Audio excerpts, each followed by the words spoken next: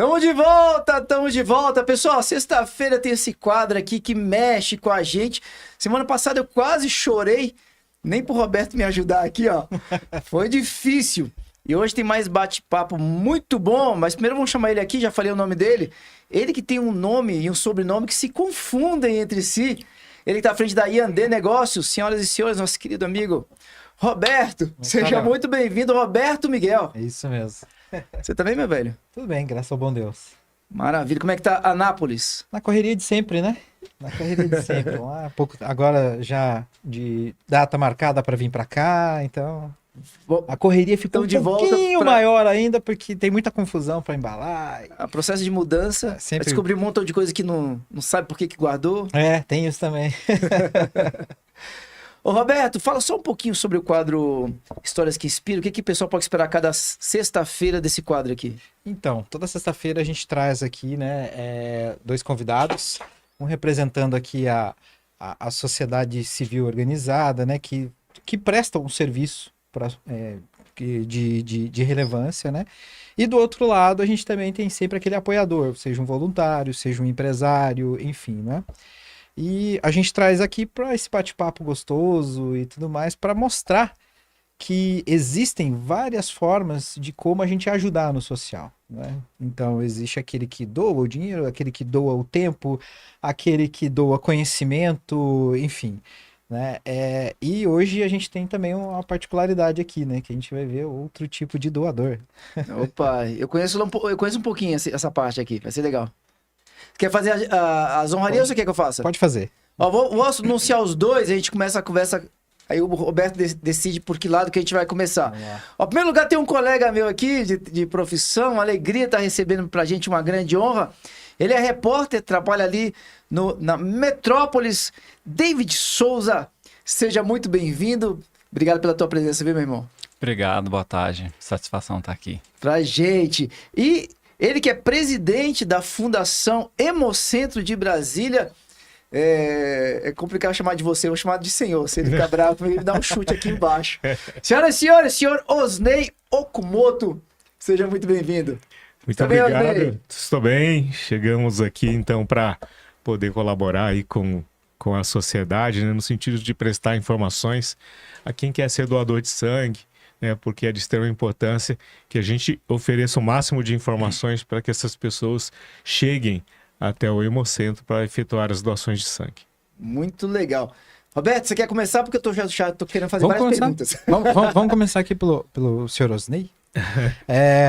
Como eu falei aqui na introdução, né, a gente, no quadro que a gente traz, né, os dois lados e tudo mais, para apresentar para as pessoas, né, que existem várias formas de como atuar no social, né, seja doando, alguns filantropos doam dinheiro, outros doam serviço, outros doam conhecimento, seu tempo e tudo mais, né. Hoje é uma questão muito particular, né? E entendo que vocês prestam um serviço assim de extrema relevância. Sim. Né? Explica pra gente um pouquinho, assim, só para contextualizar, né? O nosso ouvinte, a gente cai nas dúvidas do Léo, que não deve ser poucas. Né? Verdade. Bem, o Hemocentro, da Fundação Hemocentro de Brasília, é uma instituição pública, né? Que tem todo o apoio, né, aqui do GDF, do governador Ibanez, da secretária Lucilene, e é um trabalho realizado que muitas vezes as pessoas entendem, né, que o Hemocentro você vai lá e faz a doação de sangue, né, e esse sangue vai para os hospitais. Hoje nós atendemos 17 hospitais aqui em Brasília, são hospitais públicos, quer sejam, né, da nossa rede do GDF e também os hospitais federais. E dessa forma, então, a necessidade de nós termos os doadores de sangue, né, para que a gente possa ter um estoque regulador dentro do Hemocentro e uns estoques nessas unidades, nessas agências transfusionais que eu disse para vocês. 17. E aí esse sangue esse sangue fica disponível, né, para os atendimentos de urgência e de emergência, né, no pronto atendimento e também nos casos clínicos de pacientes que estão internados e que precisam de uma transfusão de sangue.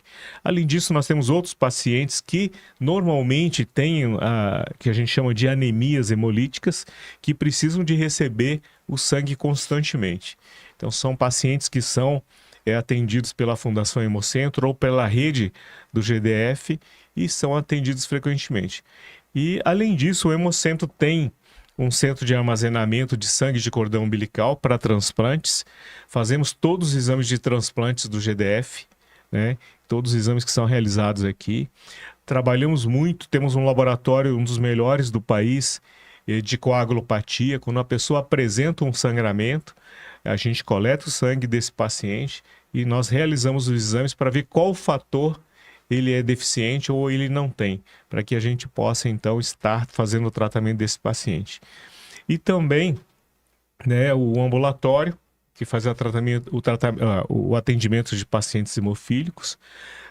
Temos a fisioterapia para pacientes hemofílicos e temos dentista especializado para atender o paciente hemofílico, né? Fora isso, distribuímos os medicamentos. Nós temos um sistema de entrega desses medicamentos em domicílio, porque hoje esses pacientes podem tomar os fatores profilaticamente para que eles não tenham agravamento da doença. Então é um trabalho muito importante, mas que não existe se não tiver o voluntário, né, o doador de sangue, o altruísta, né? Quando a gente fala de altruísta, porque eu já sou mais antigo nessa questão do sangue, participei da época ainda que as pessoas recebiam dinheiro para doar sangue. Ah, já teve uma época aqui no Brasil que se pagava para isso? Sim. É mesmo? Antes do advento da AIDS, né, nos anos 80, as pessoas que iam doar sangue recebiam em torno de R$10 por uma doação de sangue. Isso lá no início dos anos 90. Então, quem doava sangue era quem tinha vício de bebida alcoólica, eram pessoas que utilizavam droga. Meu Deus, Osnei. E aí eles doavam sangue. Por exemplo, hoje um homem, ele doa sangue de 2 em 2 meses, desde que não ultrapasse 4 vezes em 12 meses, em um ano. E a mulher de 3 em 3 meses. Essas pessoas que eram viciadas, elas doavam sangue sem qualquer tipo de controle. Quando veio a AIDS, né, aí então começamos a regular a questão do sangue no país. Então aí toda uma legislação veio para que realmente a gente tivesse, né, coletando sangue de qualidade, de doadores com qualidade, como o David aqui, que é doador, né? Mas também impedindo, né, que os pacientes viessem a receber sangue, né, contaminados. Para vocês terem uma ideia, eu sou servidor do Mato Grosso do Sul, né? E vim cedido aqui para ser secretário de saúde do GDF por 2 vezes e 2 vezes já na Fundação Hemocentro de Brasília. E lá, na época dos anos 80, que eu estava, né, dirigindo o Hemocentro lá, nossos pacientes hemofílicos, eles iam para o Rio de Janeiro para receber o crio precipitado lá, que era produzido lá. E aí, então, quase que 100% deles se contaminaram com o vírus do HIV, na época do Betinho, do Enfio, né? E esses pacientes, muitos deles foram a óbito. E aí, então, houve essa necessidade de que a gente, né, David, faz 500 mil perguntas para você na triagem clínica, mas é fundamental que as pessoas possam entender, né, que as respostas que são dadas ali são fundamentais para que a gente tenha, né, que liberar esse sangue para uso ou não. Porque nem todos os exames são realizados. Nós temos aí, por exemplo, eu fiz um exame agora, um check-up, 50 exames. Não, a gente faz os exames lá para doenças transmissíveis pelo sangue. Então, todo cuidado é necessário, mas também não é só a questão da transmissão da doença. A gente tem o problema dos medicamentos que nós tomamos e que nos impede temporariamente ou definitivamente de doar o sangue, tá? Então, tudo isso traz uma garantia. Se você é alérgico a um tipo de medicamento, por exemplo, né, faz metabolização na parte plasmática, que é a parte líquida do sangue, você pode causar um dano para o paciente que é alérgico, está lá tomando sangue e você está usando aquele medicamento, né? Então, esses cuidados eles são fundamentais para que a gente possa garantir, né, que o sangue transfundido ele seja de alta qualidade. Então, antigamente, lá em 93, quando descobriu-se que a hepatite não A, não B era hepatite C, né? Começamos a realizar os testes e aí, então, realizando esses testes, nós demorávamos ali de 3 a 6 meses a janela imunológica. O que é a janela imunológica? Eu adquiri o vírus hoje e o exame só vai dar positivo daqui a 3 meses. Né? Mas já está lá.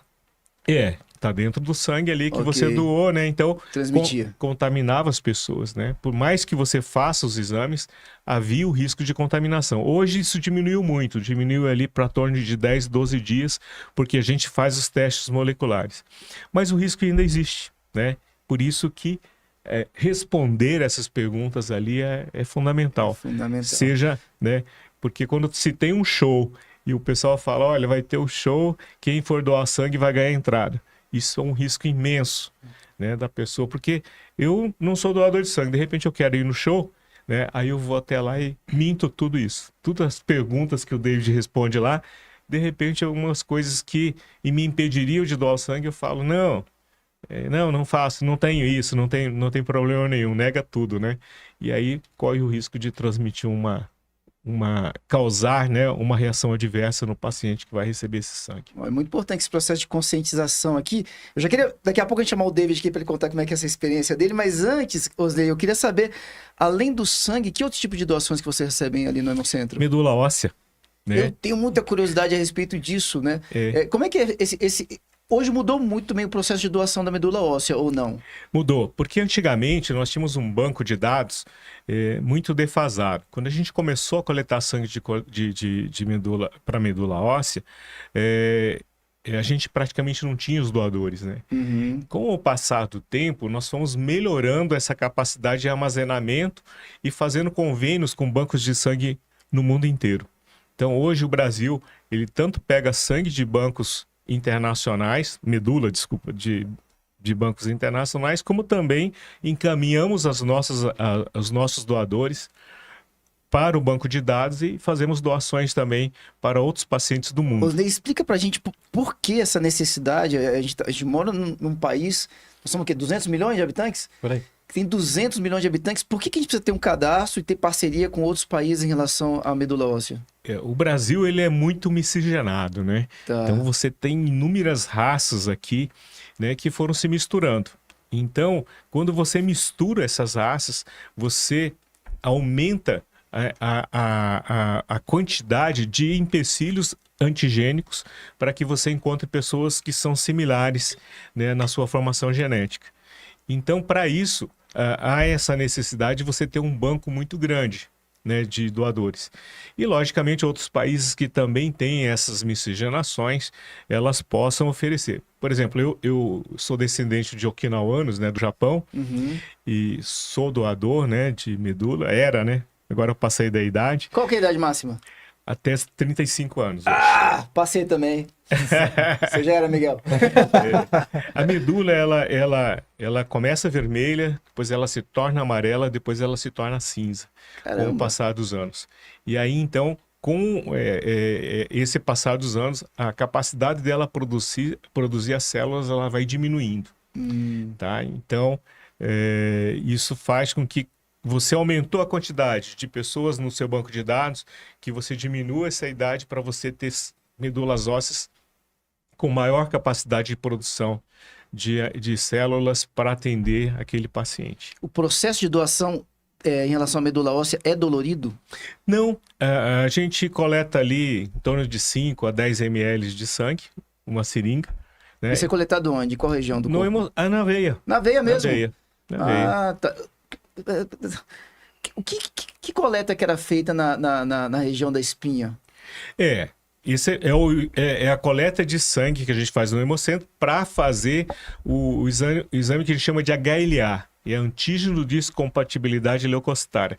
Esse exame é que vai definir a compatibilidade de uma pessoa com outra. Né? Uma das. Tá ok. É a característica genética. E depois você tem a característica genética do paciente. Aí existem exames, né, que vão fazer o confrontamento dessas amostras para que a gente possa dizer que a pessoa é uma doadora ou não de medula para aquele paciente. E aí depois ela é coletado, não é na medula espinhal aqui, Ok. né? Na coluna vertebral. É coletada em ossos chatos de grande porte. Então, o osso da bacia, né?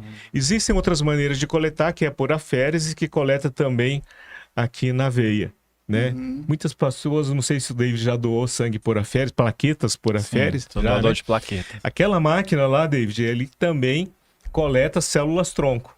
né? Há um estímulo com o medicamento para a produção de células jovens, e aí você pode... Essa célula jovem, ela vai para a circulação periférica, né, do sangue, e você coloca a máquina de aférese e faz a seleção dessas células tronco para transplante também. Olha E só. aí sim, aí vai coletar, né, ou por aférese em sangue periférico, ou vai coletar com a punção de um osso, né, de grande porte, para que ali tenha maior quantidade de células. É necessário anestesia? Sim, anestesia geral, internação, né, quando é a punção, né, no osso. Vamos falar desse terceiro tipo de doação. Acho que o David podia entrar um pouquinho, que é outro que eu tenho curiosidade, que é que você acabou de falar, o nome eu perdi aqui agora. Aférese. Não, mas Plaquetas. Das plaquetas. Plaquetas. Que, se eu não me engano, o período, o espaço entre uma doação e outra é bem menor, não é isso? Você é doador de plaquetas. David, se apresenta aí pra gente, vai, cara. Você é meu colega aqui, cara. Obrigado. Que bacana. Sou David, doador de plaquetas, né? Trabalho como jornalista, mas estamos aqui hoje para falar dessa questão da doação. E sobre plaquetas, eu comecei doando sangue, né? As primeiras vezes, e aí a enfermeira falou assim: olha, por que você não vem uma veia dessa espessura, né? Que eles falam veias mais calibrosas, né? Por que você não vem doar plaqueta? Eu falei, mas como é que... A veia é boa, né? Como é que funciona? Tem que ser uma veia de bom calibre. Aí eu falei, como é que funciona isso? Falou, não, vem cá. E me apresentaram a sala, tudinho, explicaram todos os detalhes. E aí eu fui fazer a primeira doação. Geralmente você chega, eles te recepcionam, faz um cadastro, se você não tiver, vão fazer uma retirada. E aí o Osnei me explica, me corrige se aqui for diferente, né? Que eu acostumado fazer lá em Goiás, ou se eu estiver falando alguma coisa errada. Você é de Goiânia? Sim. Ah, que bacana. E aí eles fazem uma retirada de um exame de sangue, uma amostra pequena na veia, para aferir se você, como é que estão suas plaquetas. Porque a gente pode ter uma variação. Se você tiver com a plaqueta baixa, obviamente você não pode doar, porque vai fragilizar seu sistema imunológico, sua saúde. E aí sai rapidinho esse exame. Enquanto isso, você vai fazer o procedimento que é comum para doação de sangue, que é a entrevista, a pesagem, aferir a pressão arterial, olhar... faz, acho que é hemoglobina, né? Isso. Que faz, inclusive, sem perfuração hoje. O suquinho. Eles insistem muito pra gente. Toma um suquinho, toma um docinho. Você já comeu faz tanto tempo. E aí vai-se pra sala de doação, né? Eles fazem a aférese mesmo, que usa a veia, a mesma da calibragem da de sangue, só que tem um diferencial que você vai ficar lá, de sangue você pode doar rapidinho, coisa de 5 a 10 minutos, de agulha já terminou. E a doação de plaqueta leva um pouquinho mais de tempo, em torno de uma hora e meia, porque esse sangue ele sai ele é retirado do seu corpo, ele vai para uma máquina, essa máquina processa ele fazendo a separação dos hemocomponentes, e aí, claro, a plaqueta fica separadinha ali e o sangue retorna. Então são ciclos. No meu caso, a doação eram 7 ciclos, aí vai e volta, e você fica lá, não tem a picadinha da entrada da agulha, mas depois você fica lá, fica lendo, fica assistindo alguma coisa no celular, bem tranquilo, televisão, enquanto a máquina vai fazendo o processo dela, e você vai receber um anticoagulante, né? Durante esse processo, finalizada a doação, você é liberado, vai tomar o lanchinho, né? Que é caprichado. Aqui em Brasília, o sanduíche depois da doação é a melhor parte, pessoal, não perca. E aí, é realmente um período, você pode doar um período mais curto. A gente tá falando de mais ou menos quanto tempo entre doação e outra de plaquetas? Lá, eles me permitiam doar de 15 em 15 dias, mas eu preferia doar uma vez por mês. Eu não sou a pessoa mais amiga das agulhas. E aí dava aquele tempo de esquecer aquele incômodo. Embora não pode nem chamar de dor, né? Porque você está fazendo uma coisa importante. E nem compara com dor mesmo, com uma pancada, com quem já teve uma fratura de osso, com nada semelhante. É realmente mais um incômodo mesmo. Mas tem uma norma, né? Acho que o Osnei pode falar melhor sobre esse detalhe do intervalo, mas ele é mais curto, e aí você pode estar repetindo num período várias vezes ao ano para fazer essa doação. Cara, vamos fazer uma doação dessa juntos aí? Não sei como é que você tem limite de idade. Você fala um pouquinho a respeito disso, mas antes eu vou te pedir um favor. Se você puder abrir pra gente aqui, cada um desse tipo de doação, para que perfil de paciente que é? né? A gente falou aqui há pouco qual que a gente falou do sangue normal, depois a gente falou da doação A medula da óssea. medula óssea, que perfil de paciente que recebe, As e agora das plaquetas. plaquetas também, por gentileza. Então tá. Vamos começar aqui pelas plaquetas, né? Que tá mais fresco aqui que o David falou agora, né? Bom, por que que o David foi escolhido para ser um doador, né? De plaquetas por aférese? Porque, na verdade, existe uma necessidade muito grande que essa pessoa que já doou sangue tenha toda a sorologia negativa, né? Então, a sorologia dele deu toda negativa, tem uma veia boa, A sorologia tem uma seria o quê, estatura... Osnei? Os exames para doenças transmissíveis pelo sangue. Ah, tá ok. Então, a gente chama de sorologia, né, o conjunto desses exames que são realizados. E quando eles são negativos, aí a gente convida essa pessoa para doar as plaquetas. Mas, primeiramente, ele tem que ter uma veia muito boa, né? E aí, Explica pra gente ver, é muito boa. Osnei, eu vou te interromper algumas vezes, você fica chateado. Não, é que eu deixei você falar e eu doido pra perguntar. É que quando a gente fala veia boa, é aquela que quando você coloca o garrote, ela parece calibrosa. Tá, ela É dá uma aquele ve- pulinho assim é. quase. Fica aquela veia calibrosa. Então, essa é uma veia boa para fazer a coleta.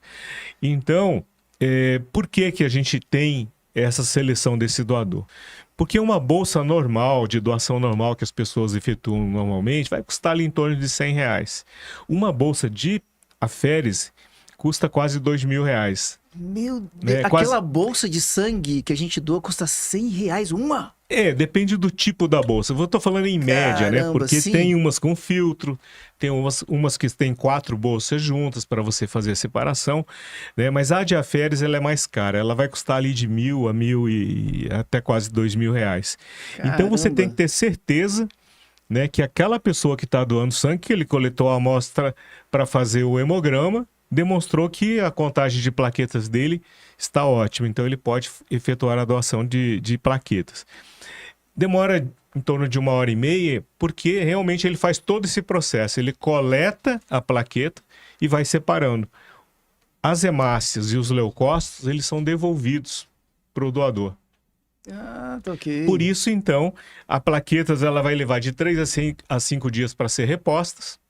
E por isso, então, ele vai poder doar daqui 15 dias. Novamente. 15 dias, esse é o intervalo. Isso é intervalo. Pode ser menor do que esse? Não. A gente não procura fazer porque a gente, por mais que a gente saiba que foi reposta aquelas plaquetas, a gente tem que dar um descanso, né? Para essa medula que produz essas plaquetas constantemente. Então isso também dá um conforto, né? Porque você já puncionou o braço dele, puncionar logo em seguida não é muito conveniente. Antigamente, as máquinas de aférese você coletava por um braço e devolvia, né, por outro braço os leucócitos e as hemácias. Hoje essas máquinas elas são muito modernas, então você só leva uma picada. Então ele coleta por ali mesmo e devolve por essa mesma via. Então é muito mais tranquilo. As plaquetas elas são utilizadas para que tipo de paciente, né? Todos os pacientes, a gente tem ali em torno de 150.000 a 300.000 plaquetas. Uma pessoa normal por milímetro cúbico. Então, quando há uma diminuição dessas plaquetas, corre o risco do paciente começar a sangrar. Né? Ele começa a ter sangramento gengivar, né? Primeiramente começa a sangrar na boca, e aí depois ele pode fazer vários tipos de sangramento. Qual que é o mais grave? É sangrar no cérebro. Né? Sangrar no cérebro é como se fosse fazer um acidente vascular, né? Cerebral hemorrágico. Então, é o máximo de cuidado que a gente tem que ter. No advento da dengue, que nós tivemos recentemente, né, muitos pacientes tomaram as plaquetas, precisaram de plaquetas porque corriam o risco de sangramento. Né? Eles diminuíram muito a quantidade de plaquetas. Quando você e fala aí, tomar, isso é o quê? Você tá- é feito Transfundido. Ah, tá ok. transfundido na veia. Né? Então, transfunde na veia. E também utilizamos muito em cirurgias de grande porte. Cirurgia cardíaca. Utilizam as plaquetas nos pacientes que estão fazendo cirurgias cardíacas. Então, esses casos cirúrgicos e esses tratamentos clínicos desses pacientes são fundamentais para esse tipo de paciente. Paciente com leucemia, faz tratamento com a quimioterapia, destrói as células do sangue. Precisa fazer a plaquetas, porque senão ele começa a sangrar. Né? Então, é um outro tipo de paciente que a gente utiliza muito né, as plaquetas. Então, esses são os mais comuns. No caso da medula óssea, né, nós temos várias doenças, né, que precisam fazer o transplante. Quais são elas, né? Principalmente os casos de pacientes com leucemia, né? Esses pacientes precisam, nem todos, né, tem que ter uma avaliação do hematologista para que seja encaminhado esse paciente para fazer o transplante de medula óssea. Pacientes com mieloma múltiplo também precisam, né, eventualmente fazer, e também agora passou até pela Conitec, né, pela Comissão Nacional de Incorporação de Tecnologias no SUS, né, eu já fiz parte da Conitec, é onde aprova todos os medicamentos, todos os tratamentos dos pacientes a serem financiados pelo Sistema Único de Saúde, pelo SUS. Então você vai dizer, tá faltando medicamento de alto custo, né? Quem aprova esse medicamento para aquele tipo de doença que vai ser pago pelo governo é a Conitec. Então, a Conitec recentemente teve uma audiência pública para que pudesse, então, também aprovar o transplante de medula óssea dentro do tratamento para os casos de anemia falciforme. Né, que é aquela anemia em que a hemácia, em vez dela ser ovalada e côncava, né, ela é em forma de foice, parece uma lua. Então, esses pacientes que têm essa anemia têm uma destruição acentuada dessas hemácias e precisam fazer a transfusão, né, constantemente. E aí, a medula óssea é uma das medidas de tratamento desses pacientes também. Muito bom. A pessoa que faz a doação de sangue normal, padrão, vamos dizer assim, aquele sangue vai para mais do que um paciente? Parte do sangue é usado para medicamentos? Pode falar um pouquinho? Para 4 pacientes diferentes. Então a gente fala, né, que uma pessoa doou sangue, ela vai salvar 4 vidas, né? Primeiramente, as hemácias, a parte vermelha do sangue, vai, né, para os pacientes que têm anemia ou que vão ter anemia durante uma cirurgia ou que sofreram um acidente e perderam muito sangue, vão ter que fazer essa reposição. E para os tratamentos desses pacientes com essas anemias hemolíticas. Os leucócitos, né, as plaquetas, serão utilizadas para os pacientes que eu já falei agora, né? Os pacientes de cirurgia de grande porte, paciente que faz tratamento com quimioterapia, né, pacientes que têm dengue hemorrágica, vamos dizer assim, né, a forma grave da dengue. O crio precipitado para pacientes hemofílicos, né? E o plasma é utilizado para a separação de fatores de coagulação, eles vão para a indústria, tá? Mas também são utilizados em alguns casos de pacientes queimados. Ele, né, do jeito que ele é separado dentro do hemocentro, alguns pacientes que sofreram queimaduras de grande extensão fazem o tratamento também com a utilização do plasma fresco congelado. E o restante, o excedente, a gente encaminha para uma indústria para que a gente produza, né, a albumina, produza a imunoglobulina e produza os fatores de coagulação para esses diversos tipos de pacientes. Doar sangue é quase que uma revolução, tem um impacto impressionante na sociedade, uma doação. O sangue não tem um substituto, né? Mas, no entanto, ele serve para vários tipos de pacientes serem tratados, né, e que realmente venham, né, a ter a cura, né? Hoje tem cola de fibrina, você coleta o plasma, você pega, encaminha ele para a indústria, ele faz uma cola chamada cola de fibrina. E aí, em vez de você fazer o ponto, né, nas cirurgias, não, você passa a cola e ele cola. Que espetáculo. E a recuperação. Olha que espetáculo isso daí. Ô, David, você podia falar um pouquinho como é que foi a tua primeira experiência com doação? E o que te fez perpetuar? Por que você doou a primeira vez e doou até hoje? Eu acho que o gatilho é esse, né? Saber qual que é o gatilho, né? O que te despertou para ir lá? Eu já tinha Você doado. tem quantos anos, cara? Eu tenho 42. É porque o David tem cara de menino, mas tem um grisalho surgindo aqui que denuncia, né, David? Coisa boa. Eu comecei a doar porque, assim, achava importante, né? Que idade você começou a doar? Eu doei a primeira vez com uns 19 anos. E aí, doei. Aí, só que a segunda vez que eu fui fazer a doação, aí a doação foi dispensada e eu falei, deve estar com muito doador. ou então porque meu sangue, a gente tem essa ideia, né, esse preconceito, quem não conhece, fala, não, porque meu sangue é comum, meu sangue é A positivo, né, não é O negativo, tal, que é um dos mais requisitados. Não, Deve ser o negativo lá tem até tapete vermelho que eu tô sabendo. Aí passou muito tempo, e aí minha sobrinha ia fazer uma cirurgia, minha cunhada falou, olha, precisando de doador, você pode doar? Eu falei, não, vou lá, claro. E aí eu doei, me convidaram para ser doador de plaquetas, eu falei, não custa nada vir aqui uma vez por mês, e muitas vezes assim, o Roberto sabe que existem muitas pessoas precisando de vários tipos de ajuda, né? Mas o sangue, ele é insubstituível. E muitas vezes as pessoas precisam de uma ajuda que eu não posso dar. Mas se eu posso doar sangue, é uma maneira de eu agradecer também pela minha saúde a Deus.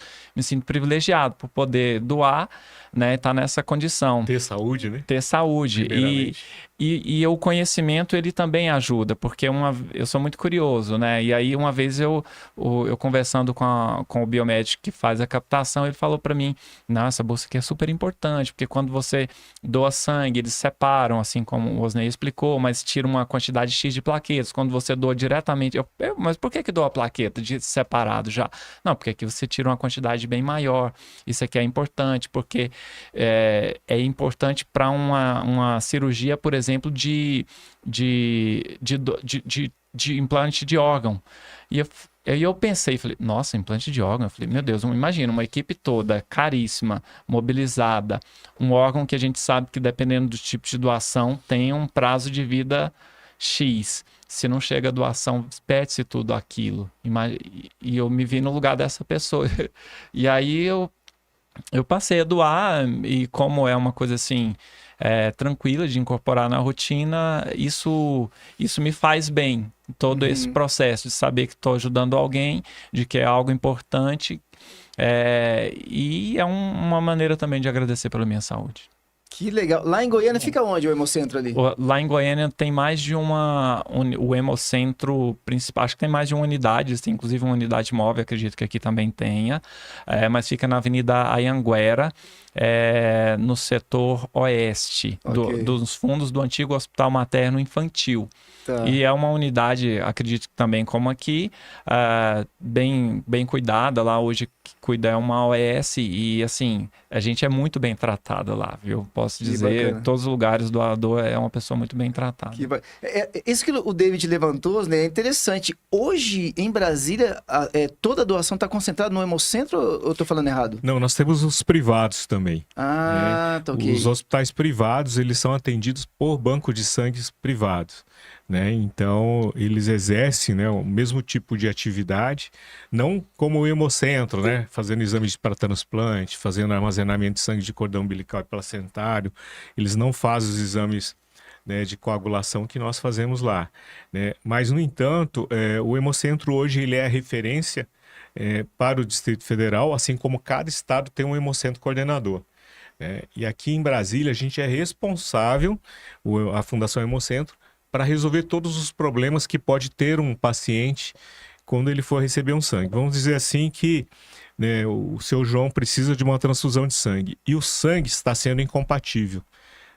Vamos dizer que ele seja O positivo e todos os O positivos que a gente testou forem compatíveis. Né? Normalmente, quando um banco de sangue privado ele não consegue resolver, ele encaminha para nós no Hemocentro.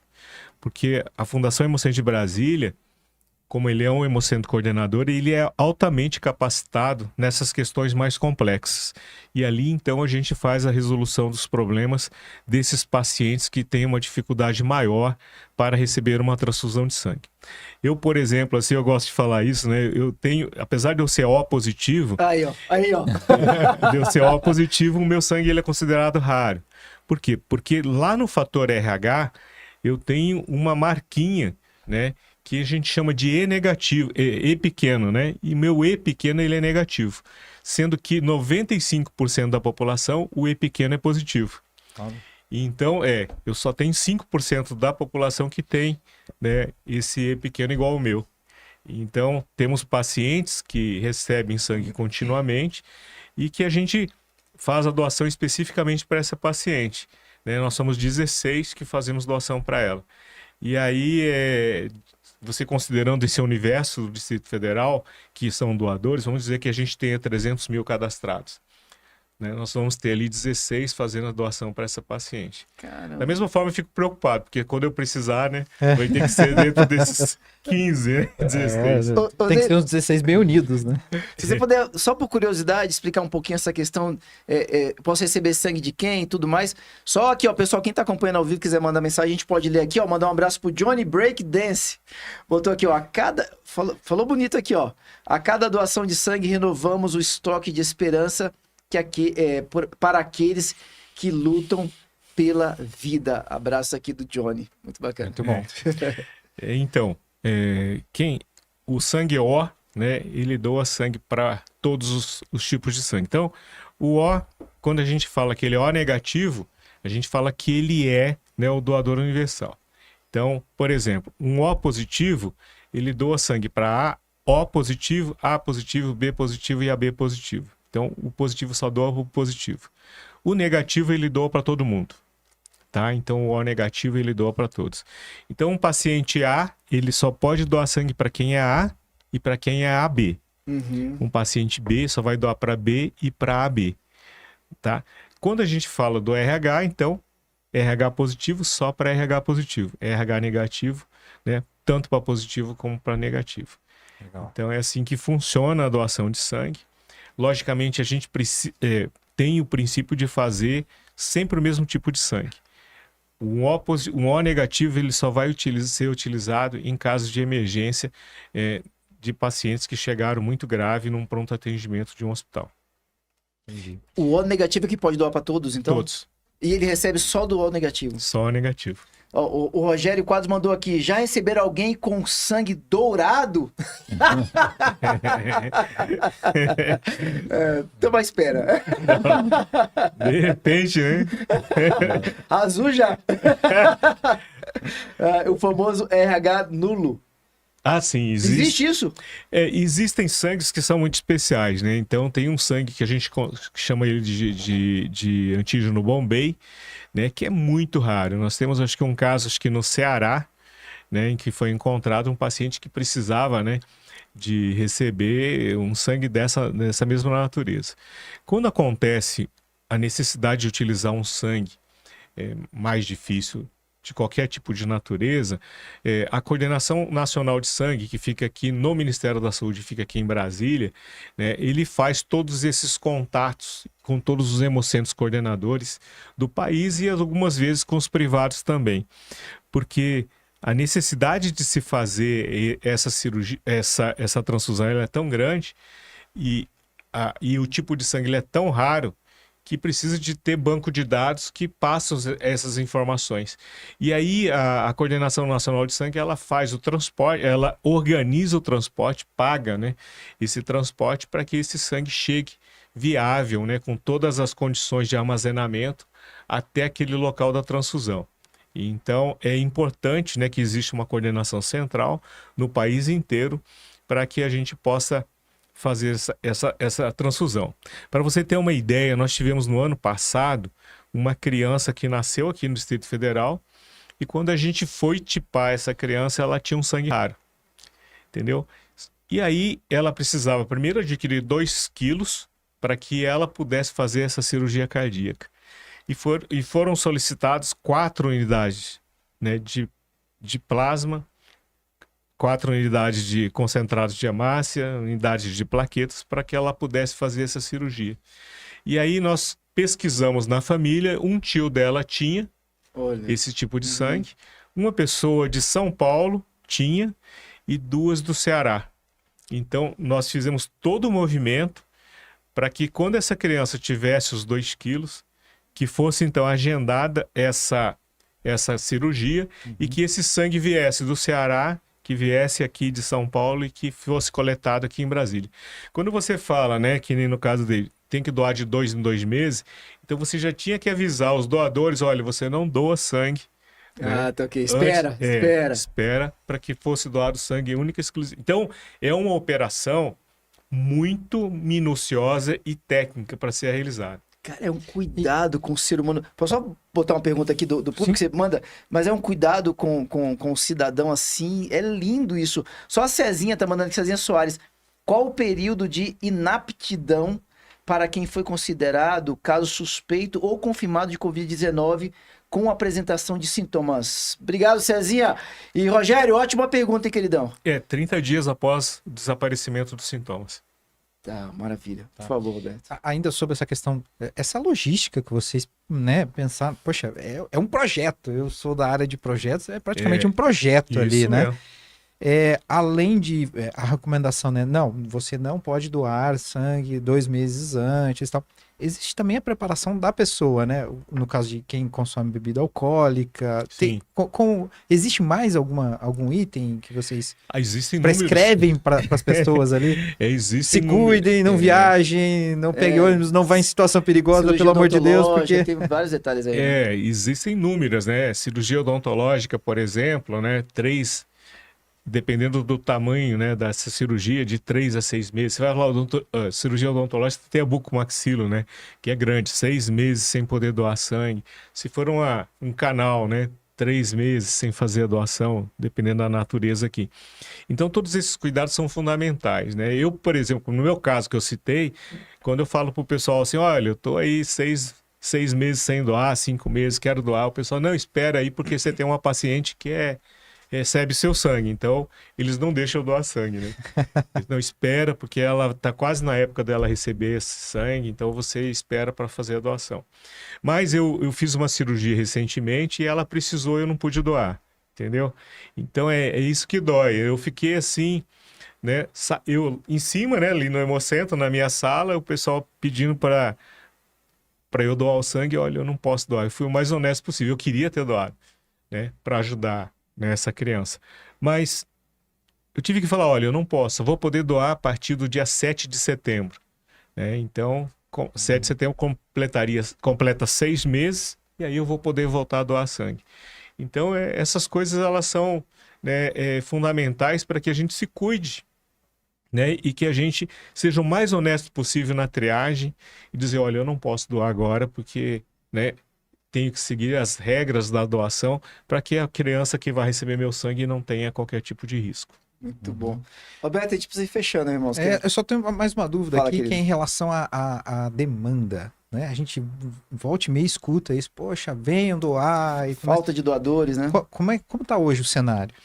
Você nós já temos, supre? nós temos um trabalho realizado junto ao nosso serviço social, serviço de captação, que utiliza, né, das redes sociais, dos e-mails, né, dos celulares, para ligar o WhatsApp, para solicitar, né, que os doadores venham fazer as doações quando a gente tem a necessidade. Né? E aí, então, existem algumas regras que a gente tem colocado, né? Por exemplo, de fazer as doações, né, todas agendadas. A gente agenda o doador, ele pode agendar, né, pelo telefone, né, que é o 160, você vai discar o 160, opção 2, que você consegue fazer agendamento. Ou pelo nosso site, que tem o Agenda DF.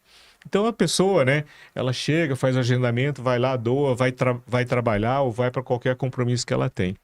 Para a gente facilitar essa questão do doador, nós abrimos uma linha vermelha, né, que é uma coisa nova recentemente, que nós temos vans, e essas vans, elas estão, olha só como é que é legal, dias, regiões e pontos, né, de encontro. Então, segunda-feira, né, nós fazemos a coleta, pegamos, a nossa van faz o transporte em primeiro turno, às 7h30, de Ceilândia e Taguatinga para o Hemocentro. E de tarde, no segundo turno, das 14 horas, o local é o JK Shopping. Então, nossa van fica fazendo, né, esse transporte aí. Então, na terça faz no Gama, nos mesmos horários, e o local em frente ao BRT do Gama. Quarta-feira, Planaltina, né?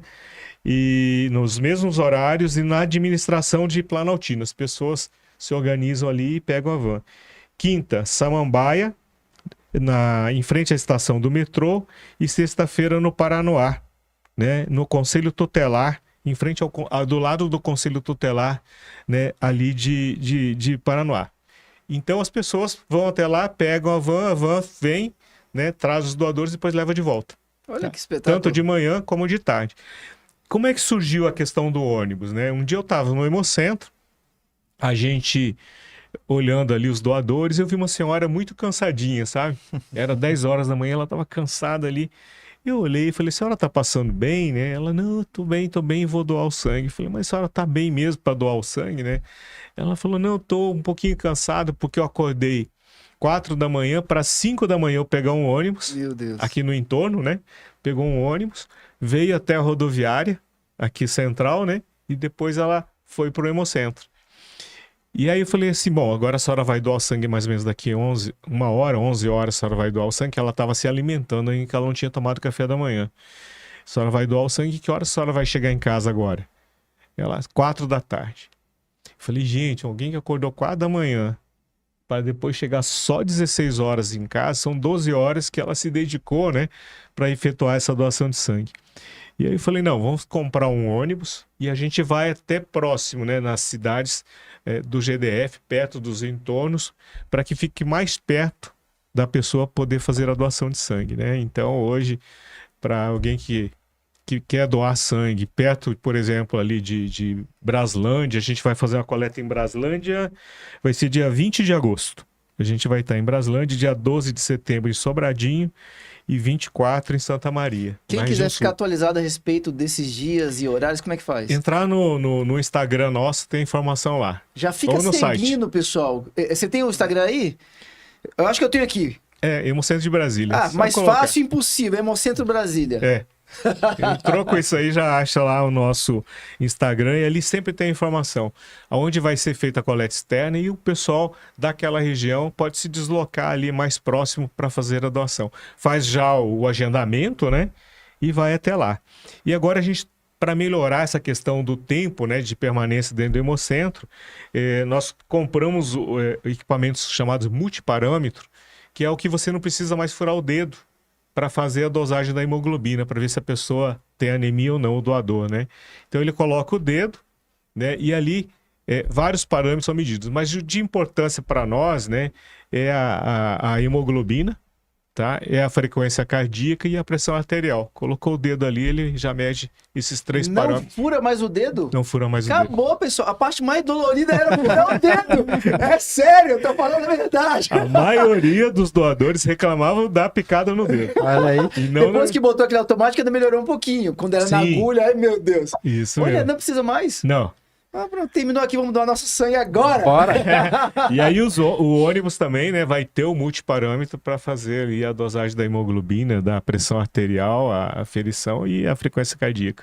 Ele faz outros parâmetros também, mas não tão importantes assim para a questão da doação, mas para a avaliação desse doador, né, faz oximetria, né, que era muito comum na época do Covid, né, ver quanto de saturação de oxigênio estava fazendo, mas todo mundo que vai fazer a doação aí está ótimo de oximetria e vai poder fazer a doação.